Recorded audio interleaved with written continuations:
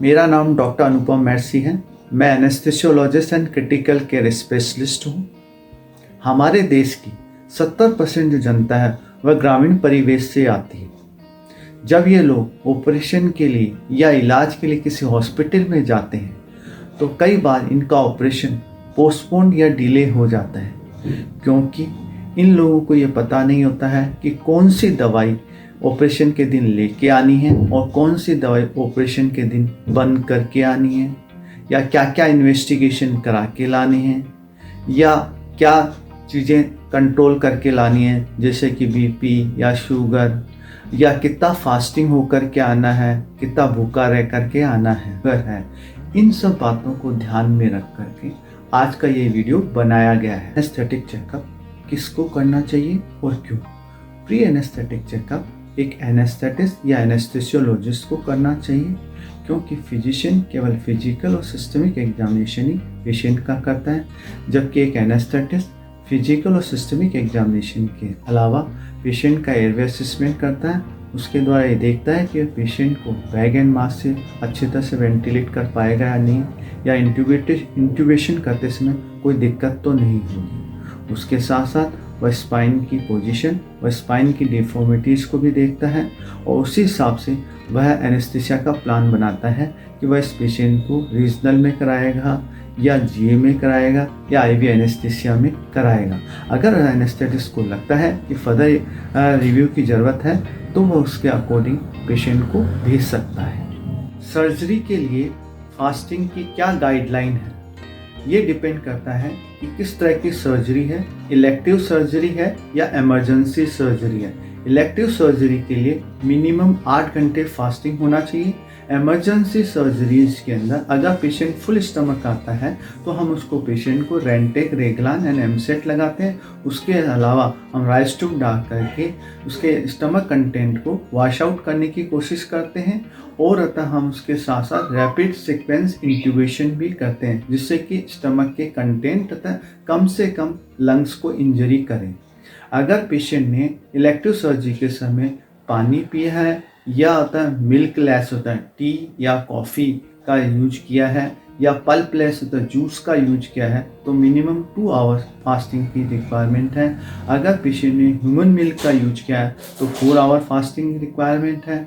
उसके अगर पेशेंट ने लाइट होता मील प्लस इसके साथ साथ milk added tea add coffee या चाय बिस्कुट लिए हैं तो मिनिमम 6 आवर फास्टिंग चाहिए। अगर पेशेंट मतलब सॉलिड और फुल डाइट ली है तो मिनिमम 8 घंटे फास्टिंग की रिक्वायरमेंट है। अमेरिकन सोसाइटी ऑफ एनेस्थेसियोलॉजी की ग्रेडिंग क्या है, सर्जरी को कितने भागों में बांटा गया, वह उनकी मोर्टेलिटी रेट कितनी है।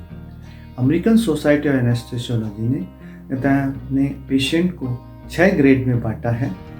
उसके साथ साथ अगर पेशेंट इमरजेंसी में होता है तो उसे ग्रेड ई दी गई है।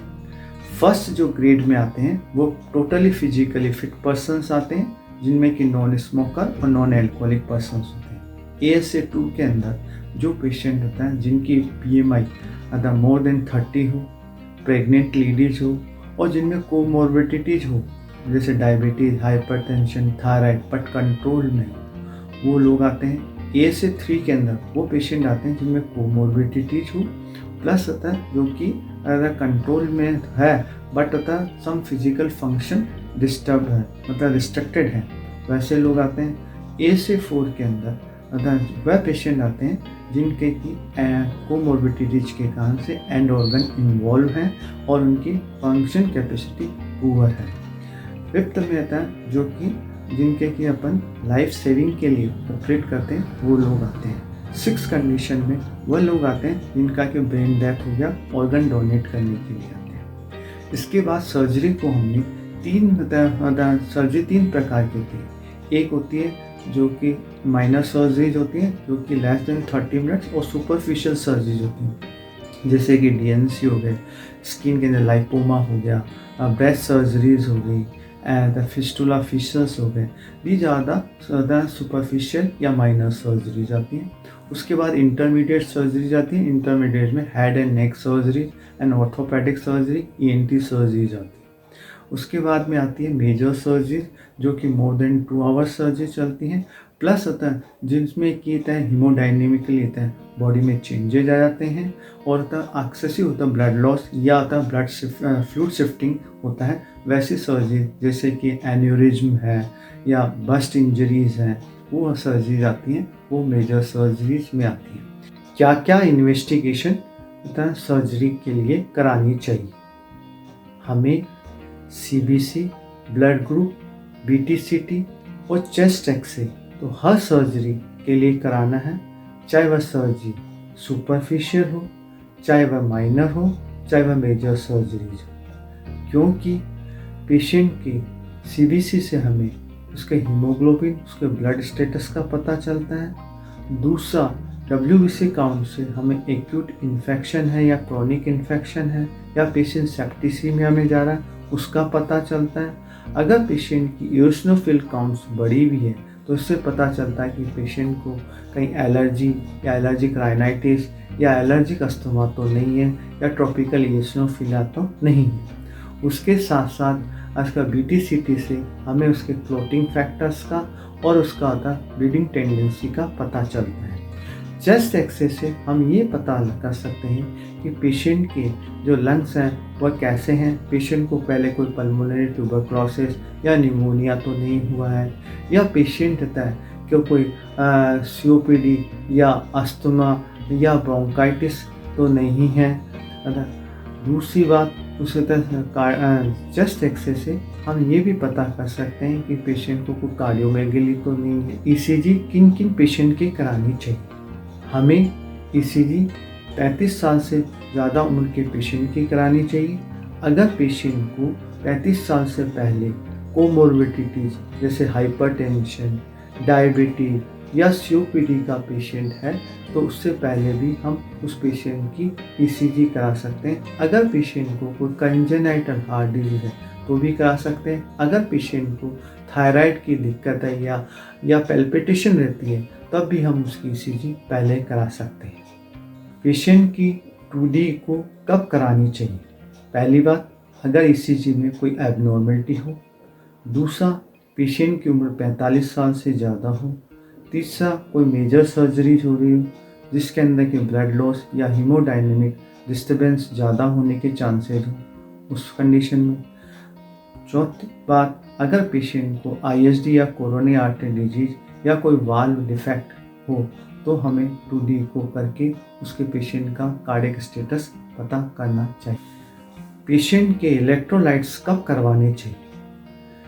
पेशेंट के इलेक्ट्रोलाइट्स जब करवाने चाहिए जब पेशेंट को कोई रीनल डिजीज हो या पेशेंट को प्रोलॉन्ग टाइम से डायूरेटिक्स चल रहे हो या पेशेंट को लंबे समय से नोजिया, वोमिटिंग या GIT अपसेट, डायरिया हो, तब इलेक्ट्रोलाइट्स इन्वेस्टिगेशन करानी चाहिए।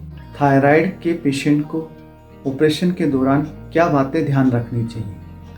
अगर पेशेंट थायराइड का है, चाहे वो हाइपोथायराइड हो चाहे वह हाइपरथायराइडिज्म वाला पेशेंट हो, अगर पेशेंट को एंटी थायराइड या थायरोक्सिन हार्मोन चल रहा है तो उसे ऑपरेशन के दिन भी सिप ऑफ वाटर के साथ लेकर के आना चाहिए।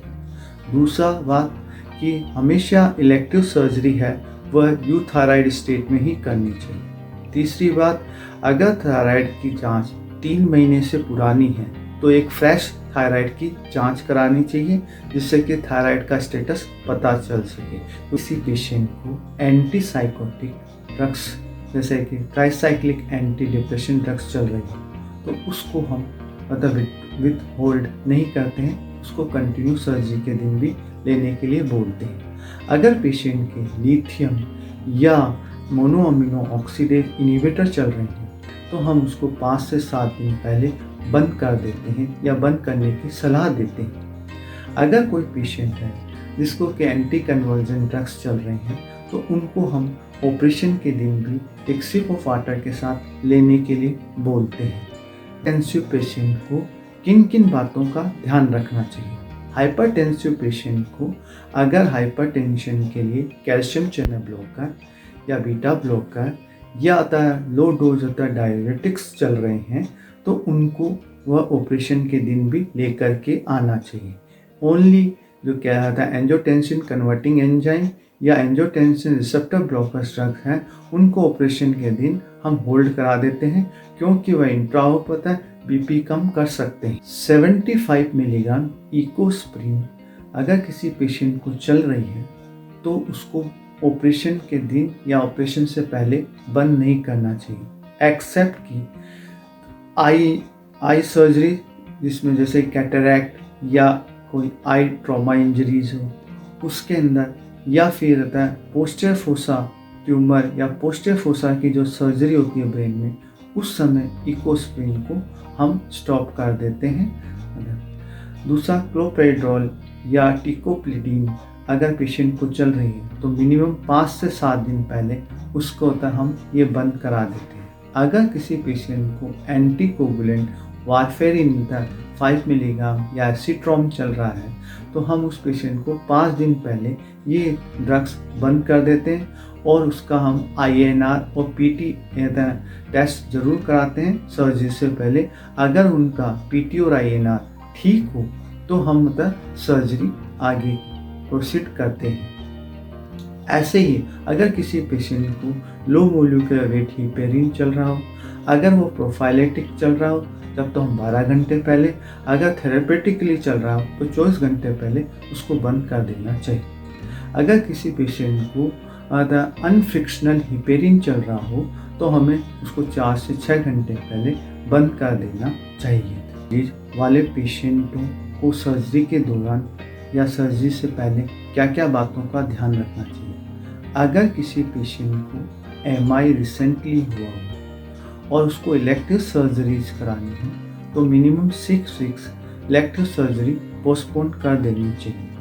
अगर पेशेंट का कोई कोरोनरी इंटरवेंशन हुआ हो, जैसे कि बैलून एंजियोप्लास्टी हुई हो, तो 2 वीक्स होता उसको इलेक्टिव सर्जरी पोस्टपोन कर देनी चाहिए। अगर उसको स्टंट डाला है, जैसे कि बेयर मेटल स्टंट डाला है, तो मिनिमम 30 दिन सर्जरी को पोस्टपोन कर देना चाहिए।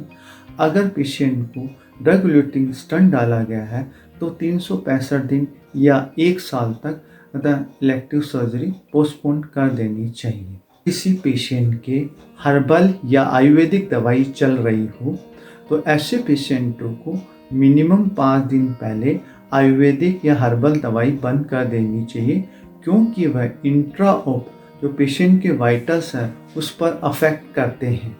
प्री एनेस्थेटिक चेकअप का क्या उद्देश्य या एम है?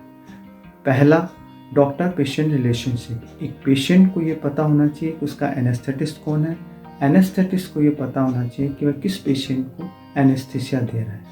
दूसरा, प्रॉपर एग्जामिनेशन या प्रॉपर हिस्ट्री। तीसरा, उसी के आधार पर पेशेंट की कंसल्ट लेना और उसी के आधार पर पेशेंट को प्लान ऑफ एनेस्थीसिया देना कि पेशेंट को रीजनल में करना है, GA में करना है, लोकल में करना है या IV एनेस्थीसिया में देना है। PSC के आधार पर ही एक पेशेंट का आउटकम अच्छा होता है। अगर पेशेंट की PSC नहीं की हो तो 5 to 6 टाइम ज़्यादा मोर्टेलिटी रेट होने के चांसेस हैं।